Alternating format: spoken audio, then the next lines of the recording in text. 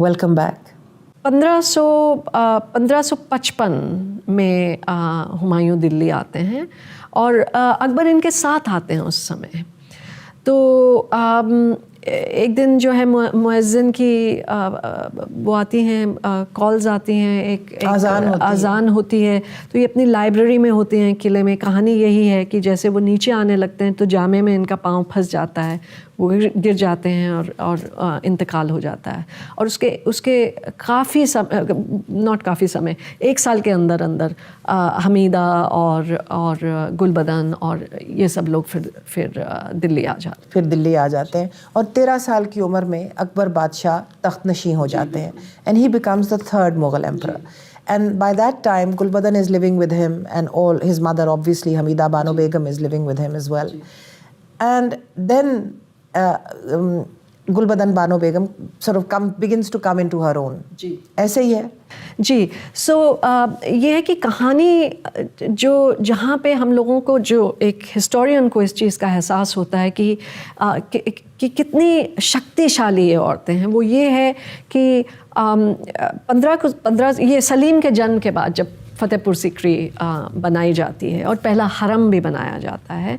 लेकिन हरम सिर्फ इसलिए नहीं कि सलीम का जन्म हुआ है, बट इसलिए भी क्योंकि अकबर बादशाह जो हैं पहले ऐसे बादशाह थे कि उन्होंने कमाल की मिलिट्री एक्सपेंशन किया, जो हैं ये अग्रेरियन पॉलिसीज़ बनाई, ये सब चीज़ें की, क्योंकि वो ये भी मानते थे, जितना मेरा एस्टिमेट और अंदाज़ है, वो ये नहीं चाहते थे कि ये जो घुमक्कड़पंथी होती है एक तरीके से, ये अब बंद होनी चाहिए, एक सेटलमेंट होना चाहिए, एक्सपेंशन हो रहा है। इससे पहले ज़रा थोड़ा सा ये बताइए कि इनके घर की ख़वातीन जो थीं, जो इनकी लेट्स से कज़न्स थीं, चचाज़ाद बहनें, ये वो, इन्होंने उन लोगों से शादियां की जिस तरह सलीमा बेगम ने बैराम ख़ान के साथ शादी की। बैराम ख़ान वो इंसान थे जिन्होंने हुमायूं के साथ भी पूरा वक्त गुजारा, उनके पूरा साथ दिया और बड़े उनके जर्नैल थे, बड़े पुरताकत पुरवकार जर्नैल थे। उन्होंने अकबर की जड़ें हिंदुस्तान में मजबूत करने में बहुत बड़ा किरदार अदा किया। And this must have been because of the alliances and the women were very much at the center of those alliances. तो अकबर को हिंदुस्तान में मजबूत करने में उनकी ये सलीमा बेगम, इनकी वालिदा हमीदा बानो बेगम, इनकी फुप्पियाँ, ये सब ख़वातीन का बहुत बड़ा किरदार था। ये तो देखना 13 साल का बच्चा आके तख्त नशीं हो जाए, उसके पीछे सपोर्ट तो सारी उन औरतों की थी। बिल्कुल सही बात है। और बैरम खान की जो बेगम थी वो उनकी चचाज़ाद थी, और बैरम खान वो थे जो उनकी नई रियासत का अहम सतून थे। जी बिल्कुल, शुरू में फिर महामांगा जो उनकी एक फॉस्टर मदर थी अकबर की, उनका भी बहुत बड़ा किरदार है इस सब में। तो देखिए ना कि Akbar was really fortified by the women of the हरम एंड ऑफ हिज फैमिली। तो उनका किरदार तो इसमें से हमें निकाल सकते ही नहीं है। तो अब आप आगे बताइए कि फिर जब अकबर ने अपनी कंसोलिडेशन की तो उसमें इन ख़वातीन का क्या रोल था? तो मेन चीज़ जो एक तो उनकी हिंदू राजपूत एक पॉलिटिकल शादियां भी शुरू हो गई। तो हड़का भी हैं जिसमें सलीम पैदा होते हैं, तो फ़तेहपुर सीकरी, और हड़का का कोई जिक्र ही नहीं। और लोग उनको जोधा बाई कहते हैं, कुछ कह देते हैं, कुछ जो मर्जी आए दिल में कह देते हैं, लेकिन why is there no mention of हड़का by in आईने Akbari or anything? Gulbadan doesn't mention her. जी बिल्कुल। और ये एक हिस्टोरियन के लिए बहुत एंग्स्ट होती है इन चीज़ों में। और लेकिन इस पर एक चीज़ और निकलती है, जो हम फ्यूडल मेंटालिटी कहते हैं, या ये क्रॉनिकलिंग फॉर्म भी है कि औरतों के जिक्र नहीं होते। लेकिन ये तो नाम का पर्दा है। बिल्कुल कमाल का नाम का पर्दा है। मतलब उनकी रहलत के बाद इंतकाल जब कर भी जाती हैं तो मरियम ज़मानी, जन्नत मकानी, उनको इन अल्फाज से कहा जाता है। But her own identity as a Rajput princess of Amer is completely rubbed out and distinguished. That's right. So extinguished rather. So I mean and then ये सोचिए कि अकबर को इतनी तलब थी कि मेरे यहाँ औलाद नरीना पैदा हो और वो सर्वाइव करे, क्योंकि उनकी पहले शादी हुई रुकैया बेगम से, फिर सलीमा बेगम से शादी हुई और उनके यहाँ औलाद नहीं थी, बच्चे सब मर जाते थे। तो फिर उनको किसी ने कहा कि सलीम चिश्ती अजमेर में हैं और बहुत बड़े फ़कीर दरवेश, उनके यहाँ पैदल जाओ اور منت مانگو. منت مانگی, ہرکا بائی سے شادی ہوئی, ہرکا سے سلیم شہزادہ پیدا ہوئے جو بعد میں جہانگیر بنے, جس سے مغلیہ خاندان پھر آگے بڑھا, اور ہرکا بائی کا کوئی ذکر ہی نہیں. یہ تو بڑی عجیب بات. اور یہ چیز ہم کو سوچنی چاہیے. اس کا ایک بہت انٹرسٹنگ انداز یہ بھی ہے کہ ایک شفٹ ہو رہی ہے اسٹیپ ٹریڈیشن سے, اور ایک سیٹلمنٹ ہو رہا ہے جس میں کہ آپ کے جو بادشاہ ہیں ان کی ڈومیننس بڑی کمال کی شروع ہو رہی ہے. اور یہ جو حرم کا معاملہ ہے یہ کچھ اسی سے جڑا ہوا ہے, وچ از کہ اکبر بادشاہ جو ہیں اپنے آپ کو کس طرح اس چیز کو کنسیپچولی کہا جائے, یہ ہے کہ یہ ایک بالکل الگ سٹیج آ گئی ہے مغل ہسٹری میں. He is consolidated it and he is the grand, the great the Mughal. یعنی کہ the Mughal has arrived finally. پورا grandeur ہے, پالیسیز ہیں, انسٹیٹیوشنلائزیشن ہے. تو ایسے بادشاہ کی عورتیں جو ہیں عام لوگ ان کو دیکھ نہیں سکتے, ان کا نام بھی نہیں جان سکتے. جی نہیں. تو ایک اسی لیے چاہے ان کے الوژن جو ہیں, جو حرم کے الوژنز ہیں وہ مکہ مدینہ کو لے کے ہیں. The idea is to elevate the women, but nonetheless the women have now been asked to go behind the Shabistan Iqbal, حرم کا نام ہے, جیسے کہ شبستان اقبال, ان دیواروں کے پیچھے ان کی زندگیاں مسمار ہو گئی. جی, پر زندگی کبھی ختم نہیں ہوتی. تو یہی this was the reason why Gulbadan fascinated me, کیونکہ تو یہیں تک تو میں نے اپنی وہ پہلی کتاب ختم کی تھی. جب نور جہان کی کتاب نکلی اور میں اس کے بارے میں بات چیت کر رہی تھی, تو اس کے شروع کے پنوں میں ہے کہ گلبدن جو ہیں حج پہ جا رہی ہیں, اور جو یہ بچی نور ہیں یعنی کہ مہرون نساء تھی اس سمے, اپنے ماں باپ کے ساتھ ہندوستان آ رہی ہیں. تو لوگ جو ہے پڑھتے تھے اور کہتے تھے ارے آپ کے یہ شروع کے صفحے میں یہ گلبدن کون ہے, یہ گلبدن کون ہے. تو مجھے لگا یہ 2-3 چیزیں ہیں. ایک تو یہ کہ یہ جب حرم سے نکلیں, جب یہ حجاز کی طرف گئیں, وہاں پہ کیا ہوا, یہ کیا ریزن تھا کہ یہ 4 سال وہاں پہ رہیں. اچھا یہ بتائیے کہ یہ کیسے نکلیں حرم سے, کیسے یہ اتنی 20 خواتین کو جو کہ حرم کی نمایاں خواتین کو لے کے قافلے کے ذریعے اور سمندر میں جہازوں میں بیٹھ کے یہ گئیں حجاز, اور مکہ مدینہ جا کے یہ انہوں نے حج کیا. یہ کیسے ممکن ہوا کہ وہاں چلی گئیں؟ سو اسی لیے یہ کتاب ہے, اور وہ یہ ہے کہ بہت ہی کمال کی کہانی ہے جو کہ ہم لوگ بالکل نہیں جانتے تھے ان کے بارے میں, کیونکہ یہیں پہ ان کی پوری شخصیت کا ہم کو اندازہ ہوتا ہے.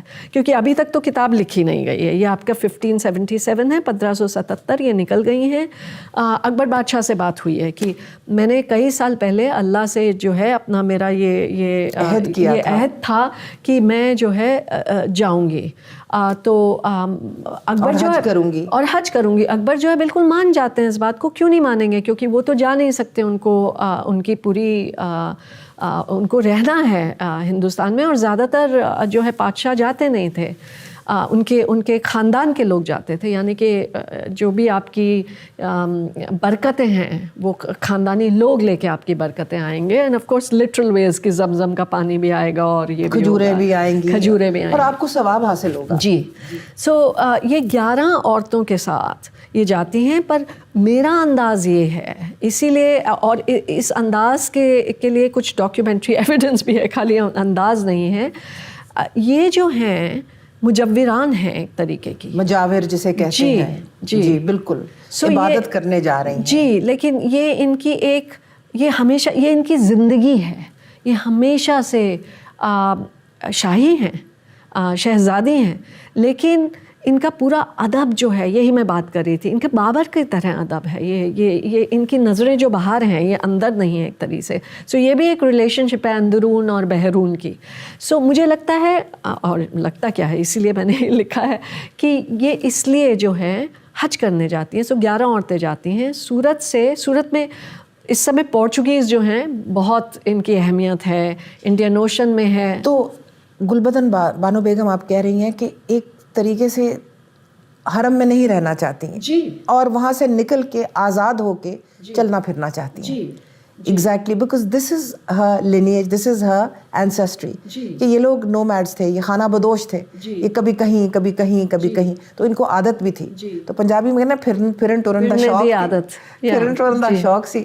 تو انہوں نے اپنے پتریے نو کیا بھائی بہت ہو گئی ہے تے ہن مینوں پھرن ٹرن جان دیو, تے حج تو بہتر کی ہو سکتا ہے. بالکل.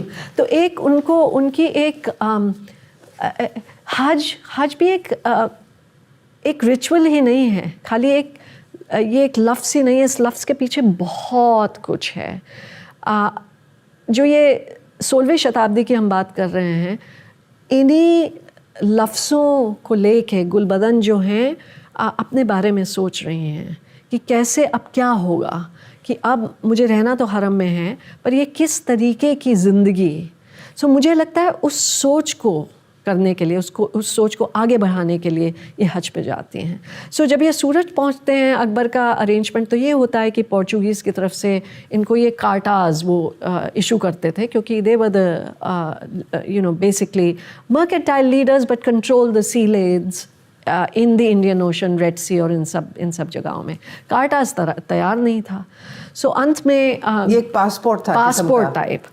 انت میں گلبدن جو ہیں ان کی ایک پراپرٹی ہوتی ہے وہاں پہ, جو کہ فادر مونسراتے نے ایک لائن لکھی کہ جب گلبدن نے بتسرس پورچوگیز کو دیا تبھی ان کے جہاز جو ہے وہاں سے نکلے. تو میں نے کہا یہ بتسرس کیا ہے, کیونکہ میپ سے 16ویں شتابدی کے جو نام ہیں وہ اڑ جاتے ہیں, بہت طریقے کی چیزیں ہوتی ہیں.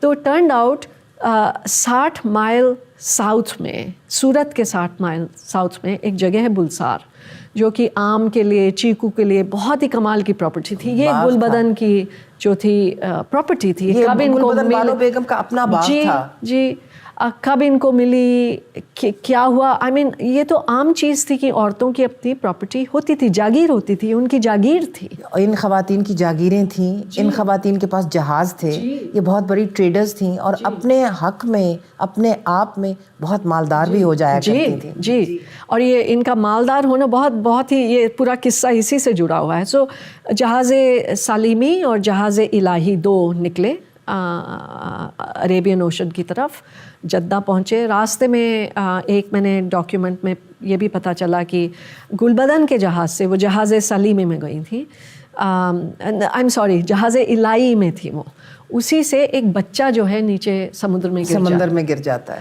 پھر اس کا پورا ریسکیو آپریشن ہوتا ہے, اس کو واپس لایا جاتا ہے. اس طریقے کی چیزیں یہ سب ہوئیں. پھر وہ پہنچی.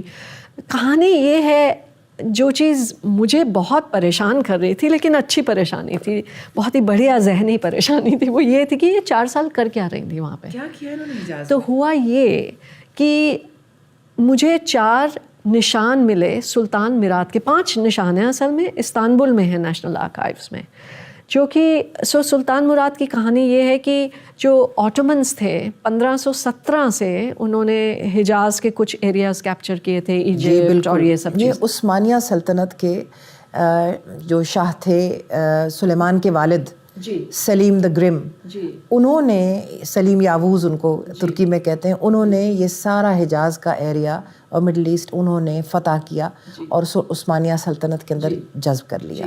تو اس کے بعد ان کے بیٹے سلیمان آئے, پھر ان کے بعد ان کے بیٹے پھر سلیم آئے, اور یہ مراد جو تھے یہ شاید سلیم کے بیٹے تھے. تو سلیمان کے یہ پوتے تھے جی, اور یہ اکبر کے کنٹمپرری ہیں. جی بالکل, جی بالکل.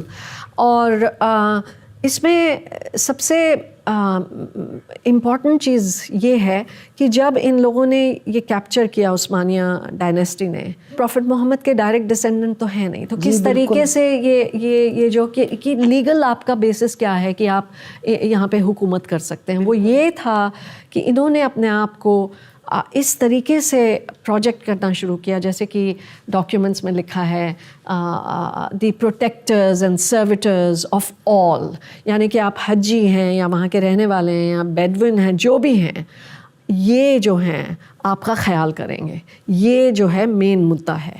تو جب اور یہیں پہ یہ جو ہے ٹینشن شروع ہو جاتی اور ہے. انہوں نے اپنی اہمیت اسی سے بنائی, اسی سے لیجیٹیمیسی اسی سے بنانے جی کی بالکل. کوشش کی. یہ اسلام میں مانا گیا ہے کہ اگر آپ کسی کا دھیان دیں, کسی کا, اسی لیے تو آپ کی زکوٰۃ ہے, آپ کی صدقات ہے, اور یہ سب چیزیں میں اس لیے مینشن کر رہی ہوں کہ سو گلبدن ان کی گیسٹ ہیں, یہ جانتے ہیں کہ ان کا پورا مغلوں کا کاروان آیا ہے, اور اکبر دا گریٹ کی جو ہیں خالہ پھوپھی ہیں جو اس میں ہیں. تو یہ جانتے ہیں یہ سب چیزیں ہو رہی ہیں. یہ استنبول میں بیٹھے ہیں, ان کو پورا پتہ ہے.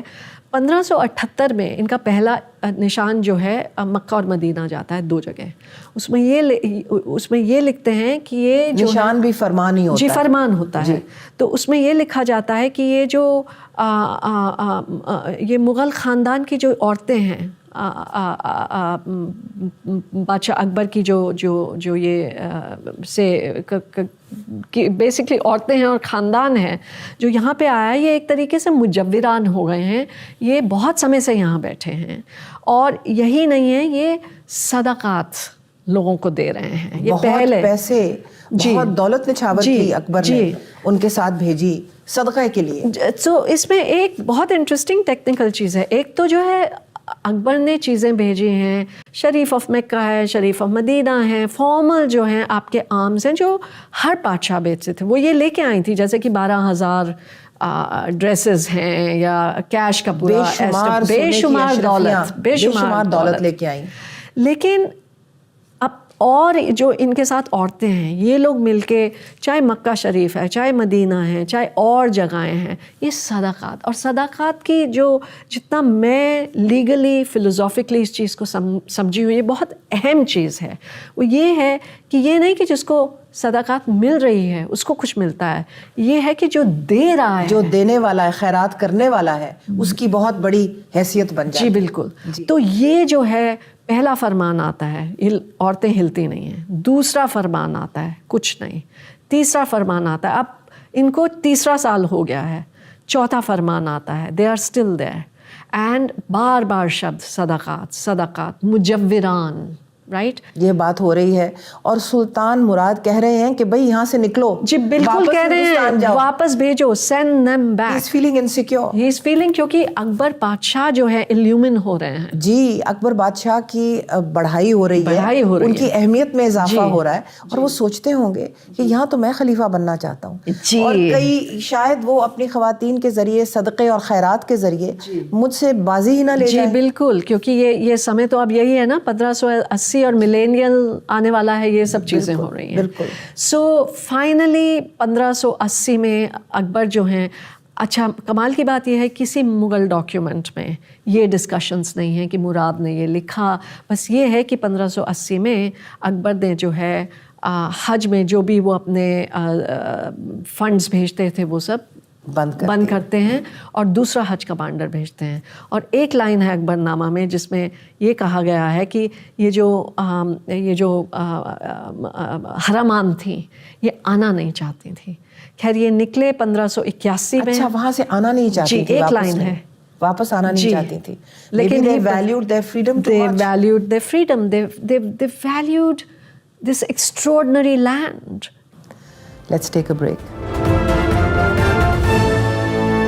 مجوران جو شبد ہے یہ بہت کمال کا شبد ہے. اس میں یہ ہے کہ لوگ جو ہیں حجاز میں, ہم لوگ سوچتے ہیں کہ حج کرنے جاتے ہیں, آف کورس حج کرنے جاتے ہیں, پر جب وہ کرتے ہیں 16ویں شتابدی میں خاص کر کے, اور کیا کرتے ہیں, they travel, they look at the land, they become one with the land. وہاں کمال کی چیزیں ہوتی تھی. دیکھیے وہاں پر انہوں نے کیا کیا دیکھا جس کا آپ نے ذکر بھی کیا, کہ وہاں جاتی ہیں جہاں رسول اللہ صلی اللہ علیہ وسلم پہلی مرتبہ رکے مدینے کے باہر, جہاں باغ میں ان کی اپنی کھجیاں, اپنے وہ ڈیٹ پامز وغیرہ, جہاں انہوں نے اپنے ہاتھوں سے چھوٹی چھوٹی مساجد بنائی, وہ ان جگہوں میں جاتی ہیں. وہ جا کے وہاں پر وہ کنویں دیکھتی ہیں جو انہوں نے خود کھودے, جہاں سے پانی نکلا. تو وہ چیزیں جب دیکھتے ہیں تو ایک مسلمان کے لیے تو it's a very moving experience. پھر اس کے بعد بی بی فاطمہ تو زہرا کے مزار پہ جاتی ہیں, وہ دیکھتی ہیں وہاں پر ان کا مزار. پھر بی بی خدیجہ کے جاتی ہیں, وہ دیکھتی ہیں ان کا گھر جو چھوٹا, وہ دیکھتی ہیں کس غربت میں ان کا گزارا ہوا اور کتنے عظیم لوگ تھے. تو that must have felt something to them and freeing to them. کہ جتنا آپ دیں उतना ही आपको मिलता है, खुलेंगे, उतना ही आप यही बड़े होते फ्रीडम है, यही freedom So है। this is the story that to give rather than to receive. But of course it leads to a political scandal. Of course, right? of course. So जब ये निकलते हैं, and here is women exerting their own power. Exactly. वो खुद अपने फैसले कर रही हैं जी। वो शाह मुराद को भी और अकबर बादशाह को भी कह रही हैं दोनों के साथ, दोनों के साथ बिल्कुल सही बात। उन्होंने अड्डा लगाया हुआ और वो कह रही हैं कि नहीं हमने यहाँ से नहीं हिलना। जी, वाह बड़ी बात। लेकिन ये है कि जब फाइनली निकलते हैं जद्दा से तो बाबुल मंडाब जो कि अब हम लोग रेड सी कहते हैं, उस ज़माने में ग्रीन सी भी कहा जाता था, वहाँ पे इनका जो है शिप जहाज़ साई उसमें चलते हैं ये, और उसका शिपरेक हो जाता है, तो इनका पूरा रेस्क्यू ऑपरेशन होता है एडन में इनका मतलब वो पूरा जो एरिया था उसमें पूरी एक्सपर्टीज़ थी कई ज़मानों से। जितना गनीज़ा रिकॉर्ड्स हमें बताते हैं 11वीं शताब्दी से वहाँ पे बहुत ही कमाल के सैल्वेज ऑपरेशंस चल रहे हैं। सो यही सब हुआ। एडन में 7 महीने इन्होंने बिताए और फाइनली 15 जब ये पहुँची उसके बाद अजमेर गई, जब वापस आई सूरत, अजमेर, फाइनली लाहौर 1582 के आसपास, क्योंकि अकबर बादशाह ने लाहौर में अपना दारुल खिलाफा मूव कर दिया और वहाँ पर वो 10 साल पूरे रहे। और जो हमारा ये किला है लाहौर का जो बड़ा शानदार है, ये उस वक्त ही बना, अकबर बादशाह ने खुद बनाया, क्योंकि इसकी ऑब्वियसली बुनियादें तो थीं लेकिन it was a mud fort and it wasn't so big and grand as it is today, and that's all the doing of Akbar बादशाह in those years।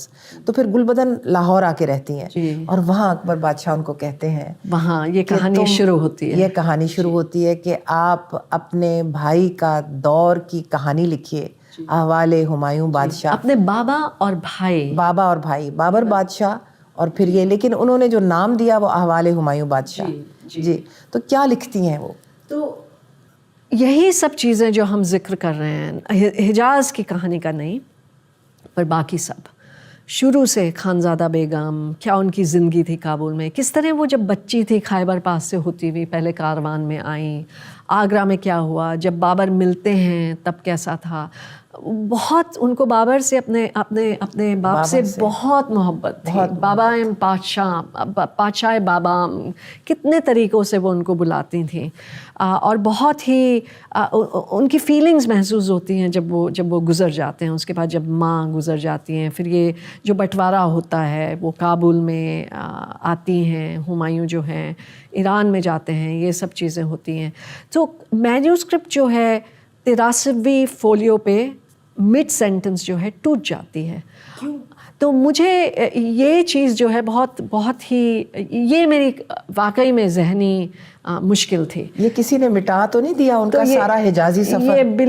ये बिल्कुल मेरा अंदाज़ यही है कि मिटाया है, और वो ये है कि जब अकबर उन्हें कहते हैं कि आप अपने बाप और हमारे ख़ानदान के बारे में लिखिए, वो क्या चाह रहे होंगे गिवन द होल हिस्ट्री? वो चाहते होंगे, और ये जायज़ भी है उनके पॉइंट ऑफ व्यू से, कि भाई हमारे ख़ानदान के जो लोग हैं, कितने कमाल की चीज़ें इन्होंने की, किस तरह ये देखिए ये जो डायनेस्टी है जिसमें कोहिनूर है, ये है, वो है, वो ये सब नहीं चाहते होंगे। जो गुलबदन प्रॉब्लम्स दिखाती हैं कि सड़क पे हैं तो क्या है, किस तरह उनकी असलियत जो बयान करना चाहती थी, और जो निगोशिएशंस, ये वो कभी नहीं चाहते होंगे कि हमीदा और उनके बाप के बीच में जो डिस्कशन हुआ उसको नुमाया किया जाए। और जो बाबर और उनके भाइयों में जंगें लड़ाइयाँ हुई, और जिस तरह फिर बाबर ने अपने भाई को आखिर में आके अंधा कर दिया, वो भी ये नहीं चाहते होंगे कि ये चीज़ें आया हों। लेकिन जिस किस्म की गुलबदन है वो सच गो हैं, वो लिखना चाहती हैं। ये असली चीज़ है, वो सच गो हैं और वो इन सब के बारे में लिखेंगी। लेकिन ये भी है कि वो अपने ख़ानदान में पूरी तरह विसर्जित हैं। वो अकबर के बारे में भी लिखेंगी, ऐसा नहीं है। And as part of that she would write about the Hijaz because it meant so much to Akbar as much as it meant to her. And that experience. So ये कई historians of the book हैं जो लिखते हैं, अकबर की भी अपनी भी sensorial tendencies हैं। After all, बदायूनी जब लिखते हैं मुंतखब तवारीख, वो छुप के लिखते हैं क्योंकि घबराते हैं कि वो क्या कहेंगे अकबर, जो भी लिखेंगे। तो जब اکبر گزر جاتے ہیں اس کے بعد ہی ہم کو یہ بدایونی کی جو ہے کرونیکلز ملتی ہے. تو یہ ٹینڈنسیز ہیں. دو لوگ ہیں جو کہ اکبر کے محضر کے بارے میں خوش نہیں ہیں, ان کو قاضی ہیں دو, ان کو مکہ مدینہ بھیج دیا جاتا ہے. سو یہ سب اگر آپ سینسوریل ٹینڈنسیز دیکھیں, اور سب سے امپورٹنٹ بات یہ کہ جو شاہی ایٹلیئر تھا, جب بھی کوئی مینیوسکرپٹ لکھی جاتی تھی یا کوئی تصویر بنائی جاتی تھی, اب جیسے بایزید بیات ہیں وہ بھی لکھ رہے ہیں اس سمے, جوہر ہیں, ہاں جوہر وہ جنہوں نے ہمایوں کو اپنی مشق پہ اٹھا کے اور دریا سے پار کروایا تھا جب وہ جنگ ہارے شیر شاہ سوری سے, ان کی جان بچائی, پھر ہمایوں نے ان کو 2 دن تخت پہ بھی بٹھایا, تو جوہر پھر ساتھ ساتھ چلے اس خاندان کے, انہوں نے بھی تاریخ لکھی. جی, تو ان سب کی تاریخوں کی 1 سے زیادہ کاپی ہے, تو گلبدن کی کیوں نہیں ہے؟ بس وہ سننا نہیں چاہتے تھے نا. اور ایک عورت کی آزاد تحریر وہ برداشت نہیں کر پائے. میرا اپنا اندازہ یہ ہے آپ کی کتابیں پڑھ کے. جی, میرا بھی یہی اندازہ ہے. دیکھیے نا پھر, so it's a subversive tendency which the great Mughal was trying to suppress.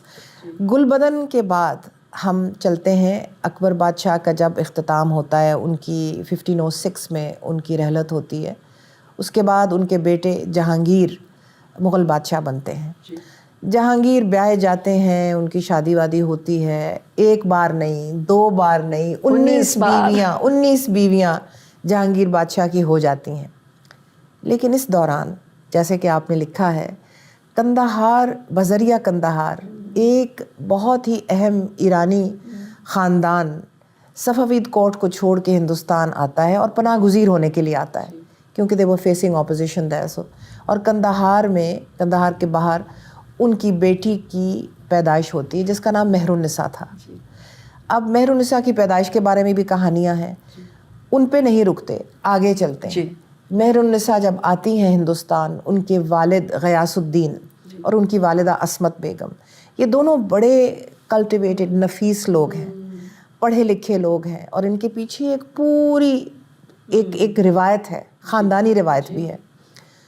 تو وہ آ کے مغل کورٹ میں ایک امپلائمنٹ لے لیتے ہیں غیاث الدین. پھر مہر النساء کی شادی ہو جاتی ہے علی قلی خان سے, جو بنگال میں مغلیہ سلطنت کے ایک افسر ہیں. وہاں 12 سال وہ رہتی ہیں. ان کی بیٹی بھی ایک پیدا ہوتی ہے, لاڈلی بیگم. ان Bengal Mehrunnisa comes of age. What happens in Bengal?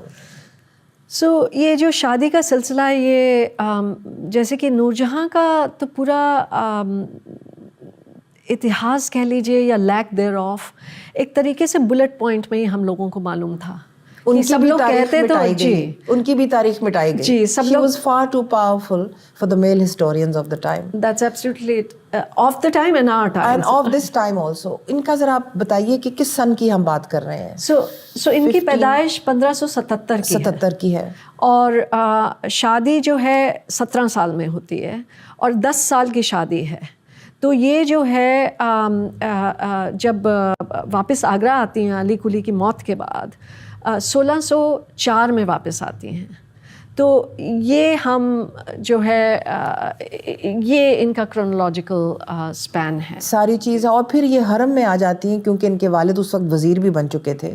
بعد میں جا کے اعتماد الدولہ بنتے ہیں, اور جہانگیر کے زمانے کے بہت بڑے افسر بن جاتے ہیں. تو مہر النساء مینا بازار میں شہزادہ سلیم اس وقت ایمپرر جہانگیر بن چکے تھے, جہانگیر بادشاہ کو ملتی ہیں. اس کے بارے میں بھی بڑی کہانیاں ہیں, اپنی زبان سے بتائیے. سو کہانیاں تو یہی ہے کہ 2 طریقے کی کہانیاں ہیں. ایک تو اردو لٹریچر میں تو بہت پائی جاتی ہے کہ بچپن سے ہی ان کا سلیم کے ساتھ جو تھا کچھ چکر چل رہا تھا, یعنی کہ 2 اس طرح یہ ملے. 2 کبوتر تھے سلیم کے, بہت بہترین 2 کبوتر تھے, وہ لے کے جا رہے تھے حمام کی طرف. تو ایک لڑکی ملتی ہے بہت خوبصورت, ان سے کہتے ہیں کہ ذرا یہ پکڑ لو, میں حمام جا رہا ہوں, آتا ہوں. سو حمام سے آئے تو ان کے ہاتھ میں ایک ہی کبوتر تھا, اس لڑکی کے ہاتھ میں. تو انہوں نے کہا ارے میرے کبوتر کو کیا ہوا؟ تو انہوں نے کہا کہ وہ تو اڑ گیا. تو انہوں نے کہا کیسے اڑ گیا؟ تو بولی ایسے اڑ گیا, دوسرے کو بھی اڑا دیا. سو یہ ایک قصہ ہے جو بہت پاپولر مانا جاتا ہے. بٹ جو ہمارے جو ڈاکیومنٹس ہیں ان کے حساب سے مینا بازار میں 1608 کے آس پاس 1608 وہ حرم میں آتی ہیں.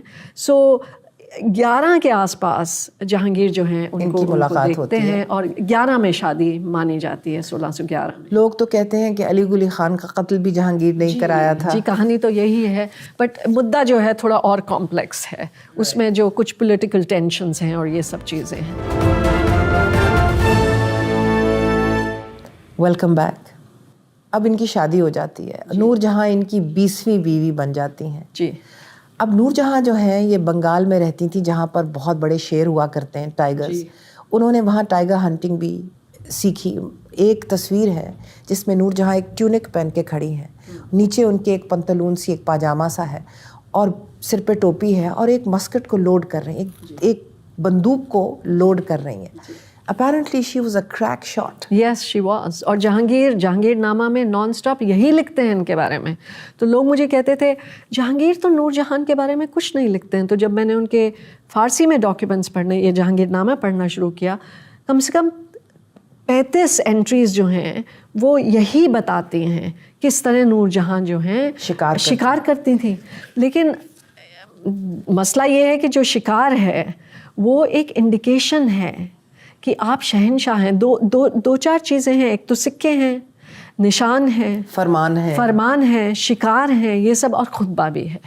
اور خطبہ کا جو سٹیٹس ہے جو ہم ابھی ڈسکس کر رہے تھے تھوڑا سا انسرٹن ہے ساؤتھ ایشیا میں خاص کر کے. بالکل کیونکہ پرائمر جینیچر تو ہے نہیں, بڑا بیٹا یوزولی بنتا نہیں تھا, وہ تو ایک جنگ کے ذریعے پھر اپنا سکہ جما کے لوگ بنتے تھے.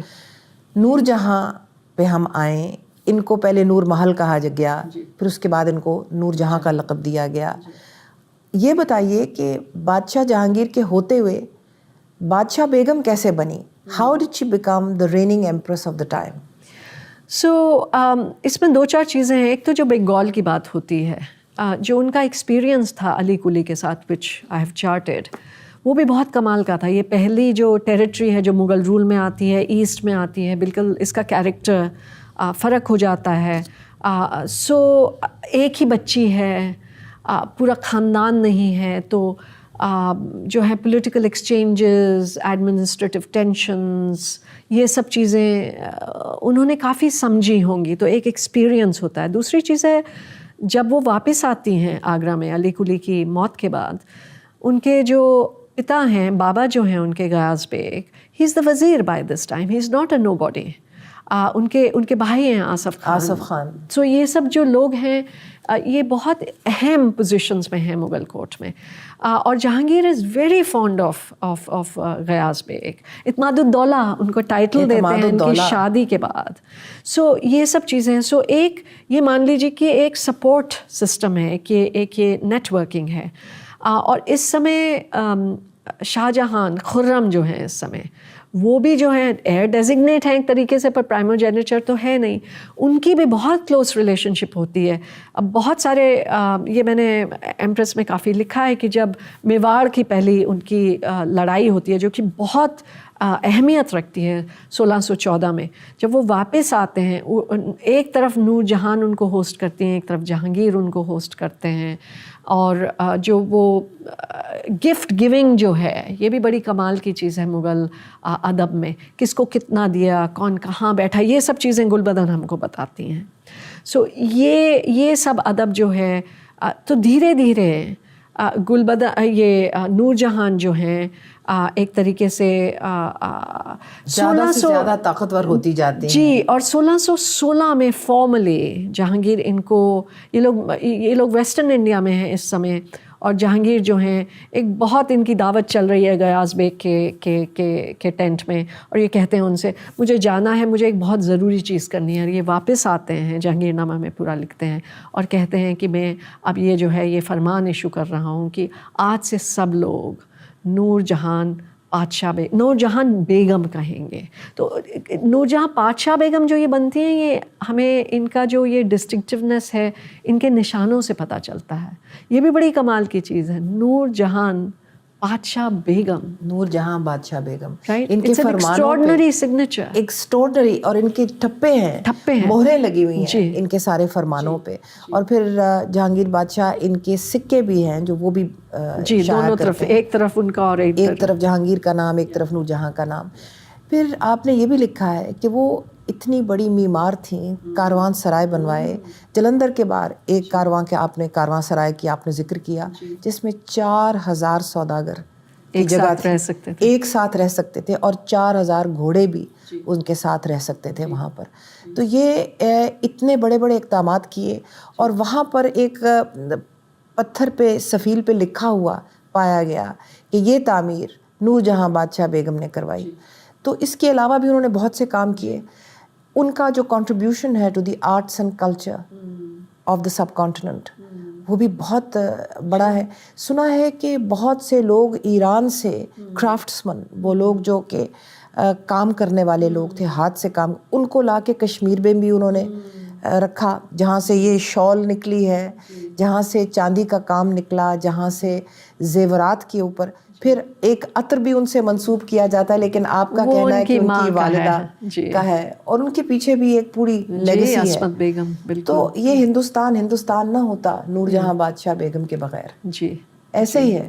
جی بالکل, یہی پلورل کلچر کی بات کر رہے ہیں ہم لوگ. ہم یہ کہہ رہے ہیں کہ یہ جو گنگا جمنی تہذیب کی جو ہم بات کرتے ہیں وہی بات ہے, ملی جلی تہذیب جو ہے. ڈاکٹر روبی لال, ہم نے ان سب خواتین کے بارے میں بات کی, اور ہم نے امید ہے کہ اپنے ناظرین کو یہ بتایا کہ یہ جو بڑے بڑے بادشاہ تھے, اور یہ جو بہت بڑی بڑی تاریخ ہے اس خطے کی, یہ ان عورتوں کے بغیر کچھ نہ تھی. اور بادشاہوں کے پیچھے بہت سی بیگمات تھیں جن کی قربانیاں اور جن کے کام وہ منہ بولتا ثبوت تھے ان بادشاہوں کے سکسیس میں. بالکل صحیح. تو آپ کا جو یہ کردار ہے جس میں آپ نے اجاگر کیا ان خواتین کا کردار, ہم آپ کے شکر گزار ہیں کہ آپ نے یہ کام کیا ہے. شکریہ. میں آپ سے حال کے بارے میں اب بات کرنا چاہوں گی. یہ جو تاریخ آپ نے لکھی ہے, اس سے تو صاف ظاہر ہے کہ ہم لوگ سب مل جل کے رہا کرتے تھے. اس سے تو ظاہر ہے کہ کئی 100 سال پہ محیط یہ تاریخ ہے جس پہ یہ مسلمان جو وسط ایشیا سے آئے, یا افغانستان سے آئے, یا ایران سے آئے, جہاں سے بھی آئے, انہوں نے ہندوستان کو اپنا گھر بنایا. انہوں نے وہاں پر اپنی جڑیں پیوست کی, انہوں نے مقامی لوگوں سے شادیاں کی, انہوں نے مقامی رنگ کو اپنایا, اور انہوں نے بہت سی کنٹریبیوشنز کی. یہ صحیح ہے کہ باہر سے جو بھی لوگ آیا کرتے ہیں, مقامی لوگوں کو ہمیشہ ایک دھکا تو لگتا ہے, یہ ہم مانتے ہیں. لیکن جس طرح انگریزوں نے اور وائٹ کلونیلسٹ نے ہمارے ممالک کو برباد کیا اور ایکسپروپریٹ کر کے اور سارا کیپٹل ٹرانسفر کر دیا اپنے کیپٹلز میں, اس طرح نہیں کیا. جو مغل آئے یا جو بھی سلطان آئے جو ہندوستان میں رہے, انہوں نے اس کو اپنا گھر بنا لیا. تو یہ سب کچھ کرنے کے بعد, اور ایک یہ گنگا جمنی تہذیب جس کی آپ بات کرتی ہیں, اس کے بعد بھی موجودہ ہندوستان میں جو نفرت کی آگ بھڑک رہی ہے, اس کی کیا وجہ ہے؟ اس کی وجہ ایک طریقے سے نیشن سٹیٹ کی وجہ ہے. یہی تو ہم پہلے بات کر رہے تھے کہ جو ہیومن ہسٹری ہے, پوری ہیومن ہسٹری ہر جگہ, چاہے آپ امریکہ لے لیجئے, کلیمز تو ہوں گے کہ نہیں ایسا نہیں ہے, یہاں کے لوگ یہ ہیں, بس یہی یہاں کی بھاشا ہے, پر یہ نیشن سٹیٹ کی دین یہی ہے, اسٹرنجنسی, کنٹیننگ. ہماری زندگی کنٹین کریے, ہمارا تھاٹ, ہمارا دھرم کنٹین کریے, ہماری بھاشا کنٹین کریے, سب کو ڈبوں میں بند کر کے, بس ایک ون آئیڈینٹی. اور مجھے لگتا ہے کہ یہ this is counter to who we are everywhere in the world. دنیا کے ہر خطے میں ہجرت ہوئی ہے. کون سا خطہ ہے جہاں ہجرت نہیں ہوئی؟